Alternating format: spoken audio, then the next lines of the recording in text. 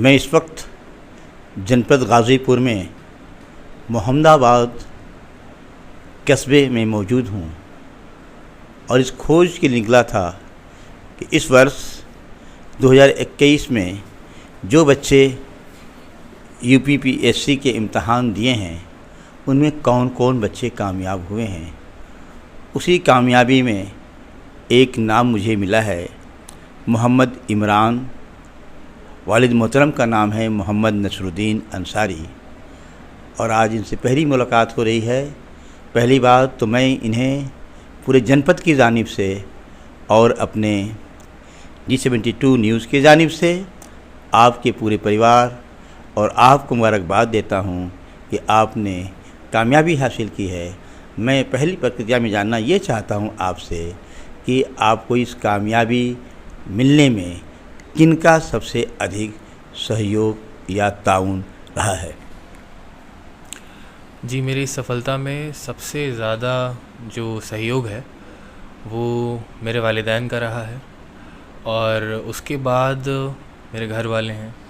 Then जो मेरे college के फ्रेंड्स रहे हैं और जामिया आरसीए के जो साथ के कलीग्स हैं, उन लोगों ने मुझे हर स्टेज पे बहुत ज़्यादा हेल्प किया है, बीट फाइनेंशियली या फिर पढ़ाई से रिलेटेड, या जैसे एग्ज़ाम में साथ में पढ़ना है, जो भी डाउट्स आते थे वो सारी चीज़ें जामिया आरसीए ने बहुत हेल्प किया है मुझे।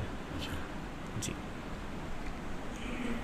आप मुझे ये बताइए कि आपको जामिया मिल्लिया ने बहुत मदद किया, लेकिन आप अपनी पढ़ाई का आगाज़ शुरुआत कहाँ से किया और अब अपने छोटे भाइयों को आप क्या संदेश देना चाहते हैं, किस ढंग से वो तैयारी करें कि आप तक जैसी मंजिल मिली है उसमें उन्हें भी सफलता प्राप्त हो। जी, मेरा जो फाउंडेशन है वो मैथ्स में काफ़ी स्ट्रांग रहा है। बचपन से ही मैं मैथ्स में काफ़ी इंटरेस्टेड रहा था, तो उसकी वजह से जो क्लास 9, 10th है, 11th, 12th है, तो इसकी जर्नी मेरे लिए काफ़ी आसान रही है। तो जो साइंस से रिलेटेड सब्जेक्ट्स हैं, बीट मैथ्स हो गया या फिर फिज़िक्स केमिस्ट्री हो गया, तो अगर इस दिशा में जाना है, जैसे इंजीनियरिंग करनी है या फिर लेट से आपको आफ्टर ग्रेजुएशन सिविल सर्विसेज की परीक्षा पास करनी है, तो उसमें आपको थोड़ा फाउंडेशन अपना जो है स्ट्रांग करना पड़ेगा। जो 9, 10th, 11th, 12th इस टाइप की चीज़ें हैं, जैसे आपका जो सिलेबस होता है वो भी 9, 10th और 11th, 12th की NCERTs ही आती हैं आपके सिविल सर्विसेज में। तो ये फाउंडेशन आपका स्ट्रांग रहेगा तो आप बहुत अच्छा कर सकते हैं। और रही बात एग्ज़ाम क्रैक करने की, तो आपको इसके लिए ग्रेजुएशन से ही एक दिमाग में आपको ये सोच डेवलप करनी पड़ेगी कि आपको 3 साल के बाद या 4 साल के बाद इस दिशा में जाना है, प्रशासनिक सेवा में आपको जाना है। उसी के हिसाब से आपको तैयारी अपनी शुरू करनी पड़ेगी। जैसे कि आपका प्रीलिम्स है या मेंस है, तो जो चीज़ें आपकी 9, 10th में, 11th, 12th हो गया और ग्रेजुएशन में जो सब्जेक्ट्स होते हैं वही आपका बेस तैयार करेंगे। और जो ग्रेजुएशन का सब्जेक्ट है उसके बेसिस पे आप अपना ऑप्शनल चूज़ कर सकते हैं। तो देखा जाए तो प्रशासनिक सेवा की जो तैयारी है वो आपकी एक तरह से बहुत बचपन से शुरू हो जाती है, अगर आप पहले से सोच रखते हैं तब। नहीं तो अगर ग्रेजुएशन के बाद आप सोचेंगे तो आप बाकी बच्चों से पहले ही पीछे हो जाएंगे, जो कि 9, 10th, 11th, 12th या कुछ बच्चे तो 6 से ही शुरू कर देते हैं अपना बेस स्ट्रॉन्ग करना। तो ये ध्यान में रखना पड़ेगा आपको तैयारी करने के लिए। जी, मुझे आप बताइए कि आपने जो तालीमी सफ़र शुरू किया तो जनरल क्लासेज जो इस वक्त जो चल रहे हैं, 2 तरह का निज़ाम चल रहा है। एक निज़ाम चल रहा है बड़े लोगों का स्कूल और एक निज़ाम चल रहा है छोटे लोगों का स्कूल। इसमें आप कहाँ अपने आप को देख रहे हैं और आप क्या लोगों को संदेश देना चाहते हैं। जी, जो बड़े लोगों के स्कूल होते हैं वो ऑब्वियसली बहुत ही कॉस्टली हो जाएंगे, जो कि हर एक इंसान अफोर्ड नहीं कर सकता है। और जो छोटे स्कूल्स हैं, या फिर एक तरह से ऐसा कहा जाए कि जो स्कूल ऐसे हैं जिनमें एडमिशन लेना बहुत आसान है, लेकिन वहाँ शायद क्वालिटी ऑफ टीचर्स कॉम्प्रोमाइज़ होती है। तो इसमें ऐसा कहा जा सकता है कि आज के समय में इंटरनेट की दुनिया है, तो जो एजुकेशन है वो डेमोक्रेटाइज हो चुकी है। आज बच्चे को स्कूल नहीं जाना पड़ता है, जबकि स्कूल बच्चों के पास आ सकता है बिकॉज ऑफ मोबाइल फ़ोन्स या फिर कंप्यूटर्स हैं या इंटरनेट की वजह से आप बहुत इजीली आ सकते हैं। जैसे अनअकैडमी है, बाईजूस हैं, बहुत सारे ऐसे ऐप्स हैं जिनमें आप ये शिक्षा ग्रहित कर सकते हैं। तो बेसिकली जो स्कूल एजुकेशन है उसको थोड़ा सा ऐसा करना चाहिए कि लाइक बहुत ज़्यादा कॉमर्शलाइज ना हो, और पेरेंट्स को भी इस पे फोकस रखना चाहिए कि ऐसी स्कूल्स में एडमिशन लें जहाँ पे फाउंडेशंस पे ज़्यादा ध्यान दिया जाता हो, रादर देन कि वो बहुत ज़्यादा बिजनेस ओरिएंटेड एंड कॉमर्शलाइज्ड हो। तो इसके लिए जो अपने बड़े हैं उनका गाइडेंस बहुत ज़रूरी है। अगर वो नहीं होगा तो थोड़ा ये स्कूल फिगर आउट करना बहुत मुश्किल हो जाएगा। तो ऐसा ही एक स्कूल जैसे आपने बताया आपका मुर्की का स्कूल है, तो वो एक बहुत अच्छा इनिशिएटिव है जिसमें भारत प्रतिभा खोज के लिए बच्चे को ट्रेन किया जाता है और बहुत सारे बच्चे वहाँ पे आते हैं। तो ऐसे स्कूल्स में बच्चों को जाना चाहिए। आज के दौर में जैसे आपने कहा कि बहुत सारे अब स्कूल भी बच्चों तक पहुंच रहा है, यानी मोबाइल्स के ज़रिए, इंटरनेट के ज़रिए। क्या इनके ज़रिए तालीम हासिल करने के बाद उस मुकाम पे जहां आप पहुंच चुके हैं वहां पहुंचा जा सकता है? जी, इस मकाम पे पहुंचना आसान तो नहीं है, लेकिन पहुंचा जा सकता है। एक बहुत बड़ी चीज़ है कि इस प्रिपरेशन में पूरी भी या कोई और भी एग्ज़ाम आप ले लीजिए, जैसे आईआईटी का एग्ज़ाम हो या फिर नीट का एग्ज़ाम हो, तो एजुकेशन जैसे मैंने कहा कि डिजिटाइज हो रखा है, तो इसमें आप एजुकेशन घर बैठे तो अटेन कर लेंगे, लेकिन उसमें प्रॉब्लम आती है गाइडेंस की। तो एक मेंटर होना चाहिए आपके पास। ये सारी चीज़ें आपके लिए तभी सफल होंगी जब आपके पास एक अच्छा मेंटर हो। तो मेंटर जो है आपका बड़ा भाई हो सकता है, या कोई रिलेटिव हो सकता है, या किसी भी कोचिंग इंस्टीट्यूट का एक ऐसा आदमी जिस पे आप भरोसा कर सकते हैं, या कोई भी अच्छा कोचिंग इंस्टीट्यूट का आदमी जो मेंटर करने के लिए रेडी है। या फिर जैसे बहुत सारे ऐसे इंस्टीट्यूट्स हैं जैसे कि जामिया मिलिया इस्लामिया हो गया, या हमदर्द स्टडी सर्कल हो गया, या SSARM करके है। तो इस तरीके लखनऊ का उर्दू अकेडमी है। तो खास करके जो सिविल सर्विसेज की परीक्षा है उसके लिए यहाँ के भी बहुत सारे लोग ऐसे हैं जो कि आपको हेल्प करने के लिए रेडी हैं। तो इनसे भी मेंटरशिप ली जा सकती है। आप जो है इन जैसे इसको बताया आपने, जामिया मिलिया का, अलीगढ़ का, उर्दू एकेडमी लखनऊ का, हमदर्द यूनिवर्सिटी का, आपके ज़कात फाउंडेशन का, इस तरह के अदारों में तालीम हासिल करने के लिए बच्चों को किस ढंग से प्रिपेयर तैयारी करके वहाँ जा सकते हैं, ये बता सकते हैं आप? जी, जो UPSC का एग्ज़ाम होता है या UPPSC का एग्ज़ाम होता है जी, तो उनका जो सिलेबस है और उनका जो प्री का एग्ज़ाम होता है, प्री के 2 एग्ज़ाम होते हैं जी। आपका एक जनरल स्टडीज़ का पेपर 1 होता है जी, और दूसरा पेपर होता है आपका CSAT। तो CSAT क्वालिफाइंग है, और GS का जो पेपर है वो मेरिट डिसाइड करता है, उसके बेसिस पे बच्चों को सेलेक्ट किया जाता है। तो जितने भी ये इंस्टीट्यूशंस हैं जो कि आपको प्रिपरेशन कराते हैं, जैसे ज़कात फाउंडेशन, अतिया फाउंडेशन, जामिया मिलिया का RCA, AMU RCA, Urdu academy, तो ये सारे इंस्टीट्यूट जो हैं ये इसी पैटर्न पे एग्ज़ाम लेते हैं। लाइक उनका एक दिन में एग्ज़ाम होगा। तो वो क्या करेंगे, आपका सबसे पहले ये जो GS का एग्ज़ाम है MCQ बेस्ड वो एग्ज़ाम लेते हैं, जिसमें कुछ इंस्टीट्यूट्स आपके 40 क्वेश्चंस रखते हैं, कुछ इंस्टीट्यूट्स 100 क्वेश्चंस रखते हैं, कुछ 160 क्वेश्चंस रखते हैं। तो हर एक इंस्टीट्यूट का जो पैटर्न ऑफ एग्जामिनेशन है वो डिफरेंट है। तो पेपर ऐसा आता है कि एक GS का पेपर होगा और दूसरा CSAT का पेपर होगा। अब इसकी तैयारी के लिए CSAT के लिए आपको मैथ्स स्ट्रॉन्ग करना पड़ेगा और रीजनिंग एप्टीट्यूड सही रखनी पड़ेगी। तो इसके लिए मार्केट में बहुत सारी किताबें अवेलेबल हैं, और एक बहुत अच्छा तरीका ये होता है कि किसी भी एग्ज़ाम को आप तैयार कर रहे हैं तो उसके प्रीवियस ईयर क्वेश्चंस को आप ढंग से तैयार करिए। तो जो CSAT है उसके लिए भी आप प्रीवियस ईयर क्वेश्चंस को ढंग से तैयार करिए, और जो GS का पेपर है तो उसमें भी आप जब किसी भी एक इंस्टीट्यूट के आप पेपर्स देखेंगे, या फिर आप UPSC का ही पेपर देखिए, तो जब आप GS के पेपर को देखेंगे प्रीलिम्स का, तो उसमें आपको नज़र आएगा कि कुछ चीज़ें ऑफन रिपीटेड होती हैं। तो वो थीम्स आप पिक आउट कर सकते हैं और उनके अराउंड आप तैयारी कर सकते हैं। तो ये आपका स्टैटिक पार्ट के लिए काम कर जाएगा। लेकिन जो करंट अफेयर्स है उसके लिए कोई आपको, जैसे डेली न्यूज़पेपर है, ये पढ़ना पड़ेगा, या फिर आजकल यूट्यूब पे बहुत सारे ऐसे चैनल्स आ चुके हैं जो कि आपको डेली न्यूज़ समरी देते हैं। तो जब बच्चा प्रिपरेशन शुरू कर रहा है, या 10th 11th में है, 11th 12th में है, तो अगर उसके अंदर ये रुझान है कि इस दिशा में जाना है तो इन सब चीज़ों का एक्सपोजर ले सकता है, ताकि वो एक डायरेक्शन बना सके या चूज़ कर सके कि जब वो ग्रेजुएशन कर रहा है या ग्रेजुएशन के बाद कौन सा चैनल फॉलो करे या कौन सी कोचिंग में जाए, या फिर कौन सी जैसे ये रेजिडेंशियल कोचिंग अकेडमीज़ हैं इनमें जाए। तो उनकी तैयारी जो है एक बहुत ही स्ट्रीमलाइन तरीके से हो सकती है। लेकिन फिर से मैं ये कहना चाहूँगा कि जो बेस है आपका 9th 10th और 11th 12th, तो इनकी जो NCERTs होती हैं पॉलिटी की या फिर साइंस की या मैथ्स तो आपका 9th 10th लेवल तक ही आता है। तो ये आपका अगर काफ़ी इन पे कमांड है तो इजी हो जाता है एग्ज़ाम निकालना।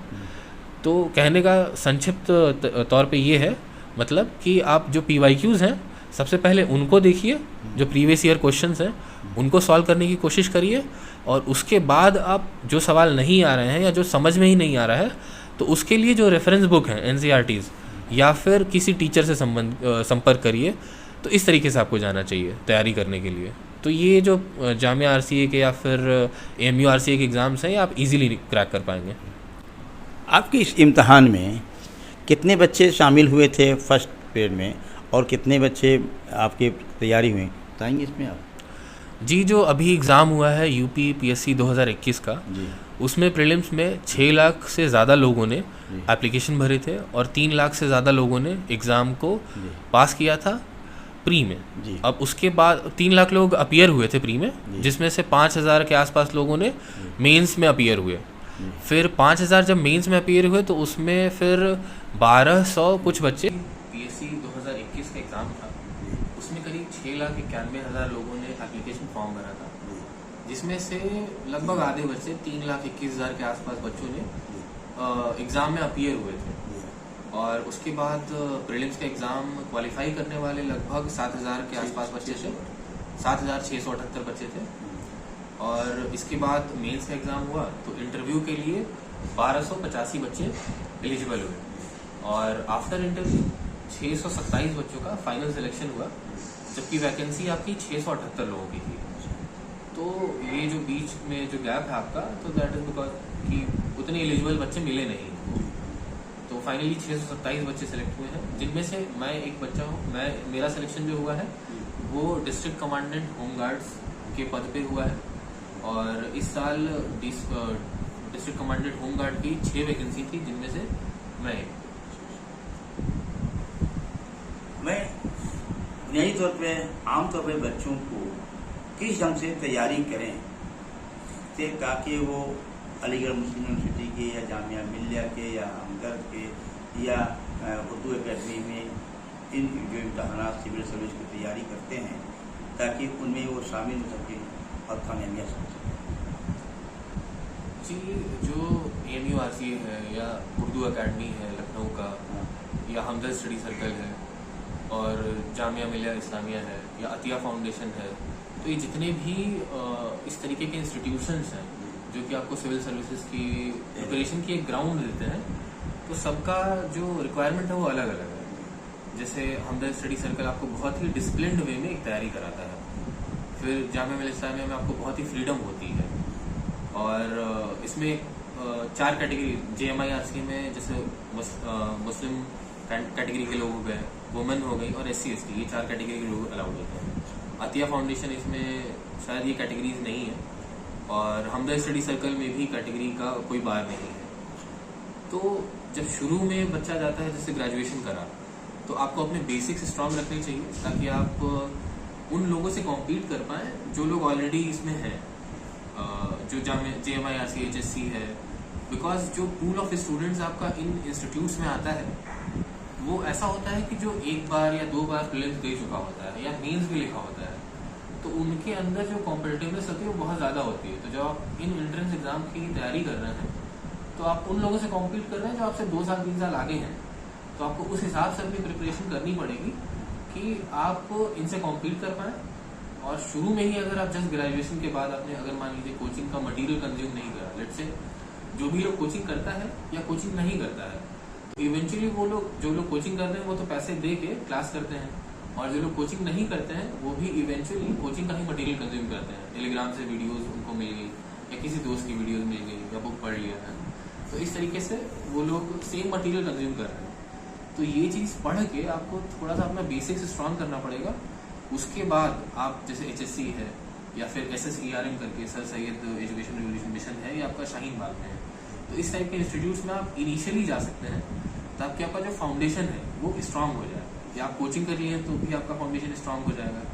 फिर उसके बाद जब आप JMI RCA हो गया, HSC हो गया, तो इन सब के इंस्टीट्यूट्स में जब आप कॉम्पीट करेंगे तो ज़्यादा चांसेस हैं कि आपका हो जाए इसमें। मैं ये आपसे ये सबसे बड़ी बात जानना चाहता हूँ कि आपकी जो तैयारी के जो लम्हात थे, पढ़ने के जो आपके सिस्टम थे, कितने घंटे थे, और आमतौर पर बच्चों को आप क्या सिस्टम देंगे ताकि उस ढंग से पढ़ कर कामयाब जी, किसी भी तैयारी में कंटिन्यूटी बहुत ज़रूरी होती है।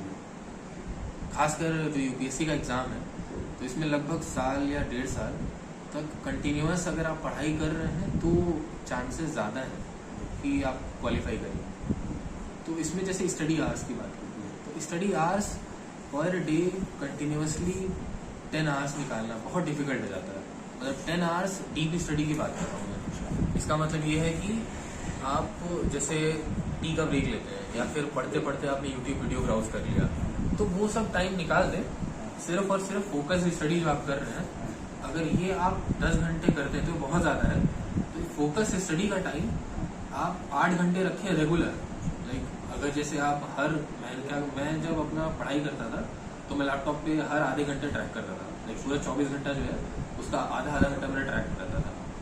तो उसमें ये रहता था कि सिर्फ स्टडी वाला टाइम, जैसे हम चाय पीने चलेंगे तो आधा घंटा ऐसे ही गायब हो गया, पढ़ाई करी तो वो आधा घंटा मेरा पढ़ाई में काउंट होगा। तो इस तरीके से कंटिन्यूअसली 8 घंटे 9 घंटे ऐसे में निकाल पाता था जब पढ़ाई अच्छी हो रही है तब। कभी कभी ऐसा होता था कि 10 घंटे होते थे, लेकिन वो सस्टेन कर पाना बहुत मुश्किल हो जाता है। तो आप 8 घंटे अगर डेली ऑन एन एवरेज निकाल रहे हैं तो ये बहुत ज़्यादा है। 8 घंटे सिर्फ स्टडी के लिए बहुत ज़्यादा लगता है कि नहीं है, लेकिन अक्रॉस अगर आप एक मंथ का 8 घंटा निकाल पा रहे हैं एवरेज तो बहुत ज़्यादा है। तो एक तो ये हो गई कि आवर्स की बात, और ज़रूरी नहीं कि आप 8 घंटा ही पढ़ें। कुछ लोग ऐसा होता है कि कम पढ़ के भी ज़्यादा गेन कर लेते हैं बिकॉज उनका कॉन्सेंट्रेशन बहुत स्ट्रांग होता है। तो मेन चीज़ ये है कि कंटिन्यूटी होनी चाहिए, और जो चीज़ आप पढ़ रहे हैं उसमें थॉरो होना चाहिए। लाइक वो समझ में आए तभी आगे बढ़िए, क्योंकि अगर आप बिना समझे आगे बढ़ेंगे तो that will hit you back, because आप फिर से 1 महीने बाद 2 महीने बाद फिर से आप उसी चीज़ को पढ़ रहे होंगे। तो बिना समझे आगे बढ़ना is killing your own time. तो इसे समझ के आगे बढ़िए और कंटिन्यूटी मेंटेन करिए। जिस क्षेत्र में आप हम लोग रहते हैं ये बहुत ही तालीम दूसरी बहुत पिछड़ा हुआ है। इस संबंध में आप यहाँ के बच्चों को, हमारे जनपद के लोगों को क्या मशवरा देंगे? जी, जैसे गाजीपुर एक डिस्ट्रिक्ट है, तो यहाँ पे जब मैं अपने कॉलेज में था, मेरा ग्रेजुएशन IIT दिल्ली से हुआ है, कंप्यूटर साइंस इंजीनियरिंग का ग्रेजुएट हुआ 2015 में। तो ग्रेजुएशन तक मुझे ऐसा महसूस नहीं हुआ कि गाजीपुर के बहुत ज़्यादा लोग मेरे साथ हों। जैसे जब मैं यहाँ जामिया मिलिया इस्लामिया में आया तब मुझे कुछ लोग मिले गाजीपुर के जो कि पढ़ने में उतने ही आगे हों। मैं ये नहीं कह रहा हूँ बहुत कम लोग आगे हैं, बट लोग होंगे, लेकिन लोगों की रीच नहीं है उतना, एक दूसरे से कनेक्टेड नहीं है लोग।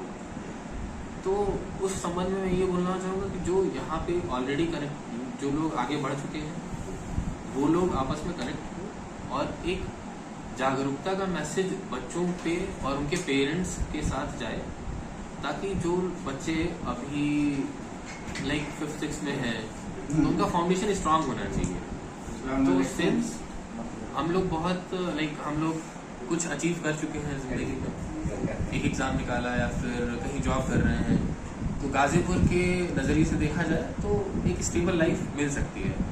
तो जो पूरा आपका किसी भी इंसान का जो जर्नी है वो हमें बच्चों से शेयर करना चाहिए, एक तरीका बताना चाहिए जिससे बच्चे जो यहाँ के हैं वो आगे बढ़ सकें। आप इन जो हमारे गाजीपुर के बच्चे हैं, अभी जो परेशानियाँ आपको उठानी पड़ी हैं, हमारे इन छोटे भाइयों को न उठानी पड़े, इस संबंध में आपका प्रयास क्या होगा? जी, इस संबंध में ये प्रयास रहेगा कि जो आसपास के स्कूल्स हैं या फिर जो पेरेंट्स हैं, अगर उनसे इंटरेक्शन इस तरीके का हो जाए कि इनको कन्विंस किया जाए कि 10th के बाद आप बच्चों को पढ़ाई के लिए बाहर भेजिए, क्योंकि यहाँ बहुत अच्छे इंस्टीट्यूट्स नहीं हैं, या ग्रेजुएशन हो गया तो किसी जैसे यहाँ पे एक बहुत ही टैबू माना जाता है या फिर बच्चियों को पढ़ाया नहीं जाता है। तो इस पे भी मैं कहना चाहूँगा कि जैसे नीट की बहुत सारी बच्चियाँ ऐसी होती हैं जो नीट की प्रिपरेशन के लिए बाहर जाना चाहती हैं या फॉर दैट मैटर इंजीनियरिंग के लिए, लेकिन बच्चियों को पढ़ने के लिए नहीं भेजते हैं पेरेंट्स अपने। तो ये थोड़ी मेंटालिटी चेंज करनी चाहिए। प्लस जो मेरे एफर्ट्स होंगे वो इस तरीके से होंगे कि जो भी कॉम्पिटिटिव एग्ज़ाम्स हैं उनके बारे में बच्चों को जागरूक किया जाए, प्लस इस तरीके से उनका फाउंडेशन स्ट्रांग हो कि वो ज़िंदगी में अपने एक स्ट्रांग फाउंडेशन के साथ आगे बढ़ सके। जैसे बहुत सारे बचपन में ही नवोदय का एग्ज़ाम होता है जिसके लिए फाउंडेशन मैथ्स स्ट्रांग होना चाहिए, प्लस जो रीजनिंग एबिलिटीज़ है या फिर एप्लीकेशन बेस्ड लर्निंग है, रोड लर्निंग को छोड़ के एप्लीकेशन बेस्ड लर्निंग की तरफ मूव करना चाहिए। तो इस तरीके इन सब चीज़ों के ऊपर आई थिंक संवाद हो जो एजुकेशन फील्ड में इन्वॉल्व है तो बेहतर होगा। आप अपना नाम बताइए कि आज जो आपका नाती मोहम्मद इमरान कामयाब हुआ है, इस सिलसिले में आपके क्या ख्यालात हैं? मेरा नाम हाजी सलीम अंसारी है और मेरा नाती मोहम्मद इमरान जो होमगार्ड कमांडेंट के पद पर सफल हुआ है, मुझे बहुत खुशी है और हमें उम्मीद है कि यह लड़का IAS में भी सफल होगा। इमरान को प्राइमरी स्कूल मोहम्मदाबाद में पढ़ाया है और निजाम हैदर को जो बड़ा भाई है मिडिल स्कूल मोहम्मदाबाद में पढ़ाया है और बहुत सी जगहों पर पढ़ा है सब। हाँ, तो ये प्राइमरी स्कूल का बच्चा कामयाब हुआ है जी, खुशी हुई आपको? बहुत खुशी। प्राइमरी स्कूल का नहीं बल्कि हमारा बच्चा है, हमारा नाती है। अब इसी के लिए नहीं, मैं तो चाहता था कि हमारे तीनों लड़के IAS में आवे, मगर हमारे दामाद की गरीबी से बहुत रुकावटें पड़ी हैं। निजाम हैदर के पढ़ाई में बहुत रुकावट पड़ी है और निजाम हैदर ने ही रास्ता निकाला जो बड़ा हमारा नाती है। और उसके बाद छोटा वाला जो है आजम भी MTech कर लिया है, निजाम हैदर भी BTech किए हैं और ये IIT किए हैं इमरान।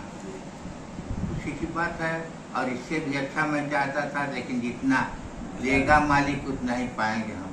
ठीक है, शुक्रिया आपका। इस वक्त कामयाब बच्चे के वालिद मोहतरम से उनका नाम जानते हुए जानना चाहता हूँ कि आज बच्चे की कामयाबी की जो खबर मिली है आपको, इस सिलसिले में आपकी क्या राय है और आम लोगों को आप क्या संदेश देना चाहते हैं? मैं मोहम्मद नसीरुद्दीन बोल रहा हूँ और मोहम्मद इमरान को जो कामयाबी मिली है पूरे परिवार को बहुत खुशी है और इसमें सबसे बड़ी खुशी होती जो है इनकी माँ को, वो आज दुनिया में नहीं है। अभी 1 साल पहले वो गुजर गई, जो कि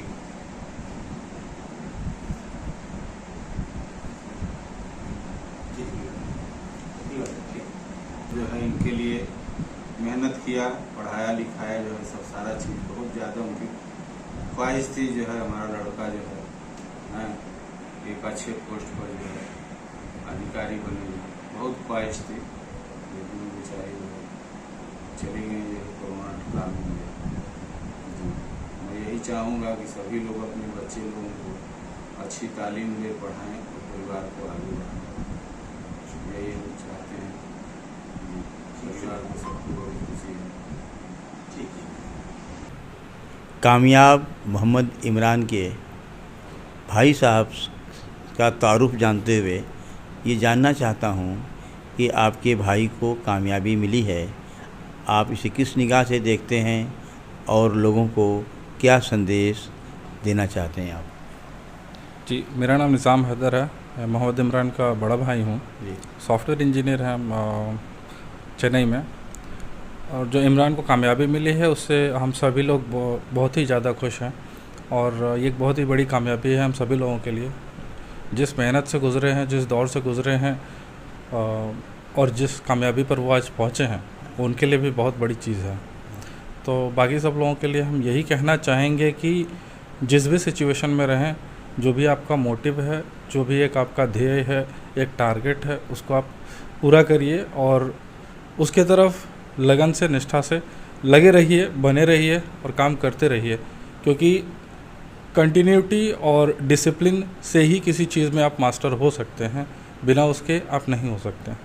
और जो भी आपके परिवार में बड़े बुज़ुर्ग लोग हैं, जिस भी तरीके से आपको सहायता मिल रही है उसको लीजिए और उसको रिस्पेक्ट करते हुए आप उसके साथ आगे बढ़िए और कामयाबी हासिल करिए। नहीं, अभी आप इमरान के भाई साहब, बड़े भाई साहब से गुफ्तगू सुन रहे थे और अभी इमरान के वालिद साहब से भी आपने बातें सुनी, लेकिन सबसे ज़्यादा खुशी होती इनकी वालदा मोहतरमा खुला बेगम जो कोरोना काल में इंतकाल कर गईं, आज होती तो आज उन्हें बहुत खुशी महसूस होती, लेकिन अब मोहतरमा नहीं हैं, सिवाय हम सब दुआएं कर रहे हैं उनके लिए ताकि अल्लाह उन्हें जन्नत नसीब करे। और मैं उम्मीद करता हूँ कि मोहम्मद इमरान साहब अपनी वालदा के लिए और या अपने पूरे समाज के लिए हमेशा इनका ताउन रहेगा, ताकि आपकी तरह से और बच्चे कामयाब हों। G22 न्यूज़ के लिए गुफ्तगू कर रहा हूँ कामयाब इमरान अहमद के भाभी साहबा से। ख़ुद इनके तारुफ जानने के बाद जानना चाहूँगा कि आपको कैसा महसूस हो रहा है और आप अपने माध्यम से और लोगों को क्या संदेश देना चाहती हैं। जी, अस्सलाम वालेकुम। जी, मैं पाकिज़ा समर। मुझे बहुत खुशी है इमरान के सिलेक्शन होने पे, और वो हमेशा से बहुत ही ज़्यादा होनहार रहे हैं। जब से मैं आई हूँ खुद उनसे बहुत सारी चीज़ें मैंने सीखी हैं और हमेशा से उन्हें तैयारी करता हुआ देख कभी कभी तो मुझे भी लगता है कि मुझे भी तैयारी करनी चाहिए। तो ये सारी चीज़ें बहुत अच्छी लगती हैं। घर में हमेशा इस तरह का माहौल बना रहता है इमरान के वजह से। तो उनके साथ में हमेशा जब भी बात करते हैं तो बहुत नई नई चीज़ें हमेशा सीखने को मिलती हैं। तो ये सारी चीज़ें बहुत अच्छी लगती हैं। और जब उनका सिलेक्शन हुआ तो काफ़ी खुश हैं। सब लोगों को इतना ज़्यादा खुशी हो रहा है सब लोगों को देख करके कि अल्लाह उन लोगों को भी, जितने सारे लोग हैं, देख करके तरक्की करें। वो जितनी तरक्की करें उन्हें देख करके लोग सीखें और ज़्यादा पढ़ाई करें, तरक्की करें। बस यही सारी चीज़ें हम लोग भी चाहते हैं और हम लोग बहुत खुश हैं। अपने माध्यम से आप जो है आम मुसलमान औरतों को क्या संदेश देना चाहती हैं। जी, मैं यही बोलना चाहती हूँ कि जैसे लड़कियां हर चीज़ कर सकती हैं। ये नहीं है कि घर की चीज़ें तो वो बखूबी निभा ही सकती हैं, पढ़ाई लिखाई में भी अगर आगे होंगी तो अपने आसपास की जितनी भी औरतें हैं उन लोगों को भी बहुत सारी चीज़ें सिखा सकती हैं। बहुत सारी चीज़, ज़रूरी नहीं है कि वो सिर्फ कुछ बहुत ज़्यादा कुछ अव्वल पढ़ें तभी हो। सिलाई कढ़ाई है, चाहे वही सारी चीज़ें, कुछ भी चीज़ें हैं, अगर वो किसी भी चीज़ में आगे हैं तो बस अपने आसपास की सारी चीज़ों को वो सब लोगों को ले करके चलें। उससे बहुत सारी जितनी औरतें पढ़ेंगी वो अपने और ख़ानदान को पढ़ाएंगी, तो इस वजह से और ज़्यादा चीज़ें अच्छी हो सकती हैं। तो मतलब सिर्फ ये नहीं सोचना चाहिए औरतों को कि हम सिर्फ घर के लिए हैं। वो सब चीज़ों कर सकती हैं, बहुत आराम से कर सकती हैं। ऑफिस भी कर सकती हैं, घर का काम भी कर सकती हैं, बच्चों को भी संभाल सकती हैं, बाकी लोगों को भी बहुत ज़्यादा तालीम दे सकती हैं। तो ये करना चाहिए। आप एक मुस्लिम लेडी होने के साथ ही साथ आप की क्वालिफ़िकेशन M.Tech है। इतनी बड़ी सफ़र करने में कितने आपको तकलीफ़ झेलनी पड़ी है और एक हाउस वाइफ भी हैं और काम भी करती हैं, इस सिलसिले में आपको परेशानियां हो रही हैं, कुछ ऐसी चीज़ें हो रही हैं, बताएं आप।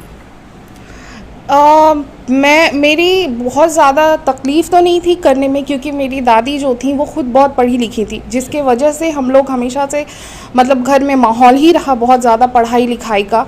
तो इस वजह से वो जैसे मैंने B.Tech किया, उसके बाद में फिर हम M.Tech किए, तो वो पढ़ाई के दौरान हमेशा घर में माहौल ही पढ़ाई लिखाई का ही रहा। फिर जब यहाँ शादी हुई तो यहाँ पे जो फैमिली मिली, जो घर वाले हैं इतने अच्छे, हमेशा सपोर्ट किए। कभी ऐसा नहीं हुआ कि हमको ऑफिस छोड़ना या कभी मेरी पढ़ाई में कमी आई, घर के सभी लोग हमेशा सपोर्ट करते रहे, हमेशा साथ में थे। तो इसलिए कभी भी कोई परेशानी नहीं आई, चाहे पापा हों या फिर इमरान हो, हमेशा हर लोगों से हमेशा हमको मतलब कभी भी कोई प्रॉब्लम ही नहीं होती थी। हमेशा अगर मेरा ऑफिस चल रहा है, मीटिंग है, तो बाकी कुछ भी काम है तो वो रुक जाएगा, पहले मेरी मीटिंग ख़त्म होगी, उसके बाद में फिर सारे काम होते। तो ये समझदारी की बात है, ये बहुत ज़्यादा हमेशा जो लोग हमेशा समझ के रहते ना, तो चीज़ें हमेशा बहुत अच्छी होती हैं। जो ढंग से आपके साथ में सलूक किया जा रहा है और आपके ससुर, आपके देवर, आपके हस्बैंड ने जो आपके साथ ताउन किया है, आम तौर पे अपने मुसलमान भाइयों को आप सजेशन क्या देना चाहती हैं? यही कि सभी को बढ़ने का मौका दिया जाए। औरतें भी बहुत काबिल होती हैं, उन लोगों को भी बढ़ने का हमेशा हौसला देना चाहिए। घर वाले अगर हमेशा साथ रहेंगे ना, तो वो कुछ भी कर सकती हैं, बहुत ज़्यादा काबिलियत होती है। इमरान की कामयाबी के बाद आम तौर पे मुसलमानों को जिस मोहम्मदाबाद में रहती हैं, गाज़ीपुर के रहने वाली हैं, इन गाज़ीपुर के ताल्लुक़ से पूरे गाज़ीपुर के लोगों को एक मुस्लिम खातून की हैसियत से, एमटेक खातून की हैसियत से क्या संदेश देना चाहती हैं? कि सब लोग बस पढ़ें, पढ़ाई बहुत ज़रूरी है। जितना ज़्यादा पढ़ेंगे उतने ज़्यादा अपने आसपास के लोगों की तरक्की कर सकते हैं, उन लोगों की मदद कर सकते हैं। इसलिए पढ़ाई लिखाई हमेशा जारी रखें और हमेशा दूसरों के बारे में, आसपास के लोगों के बारे में भी सोचें और खुश रहें। मुझसे बात करने के लिए आपका बहुत बहुत शुक्रिया।